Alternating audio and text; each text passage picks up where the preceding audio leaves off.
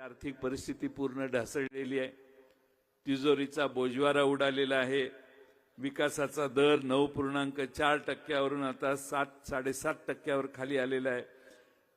कृषी क्षेत्रात महाराष्ट्र 6व्या क्रमांकावर खाली घसरलेला आहे। 10 वर्षात 2.25 लाख कोटी रुपयाचं कर्ज आता 8 लाख कोटीवर गेलेलं आहे। काल परवा रिझर्व्ह बँकेत अर्ज राज्य सरकारने केलाय, आम्हाला 1.25 लाख कोटी रुपयाचं आणखीन कर्ज पाहिजे डिसेंबर अखेर, दर आठवड्याला 5,000, 6,000, 4,000 कोटी रुपयाचं। आणि म्हणून हे सत्तेतनं जातील त्यावेळी महाराष्ट्राच्या डोसक्यावर जवळपास 9.25 लाख कोटी रुपयाचं कर्ज ही लोक करून जातील। आणि त्यामुळं महाराष्ट्रात व्याज दरवर्षी 23,000 कोटी रुपये भरत होतो, आता 60,000 कोटी रुपये फक्त व्याजाला परतफेडीसाठी आपल्या महाराष्ट्र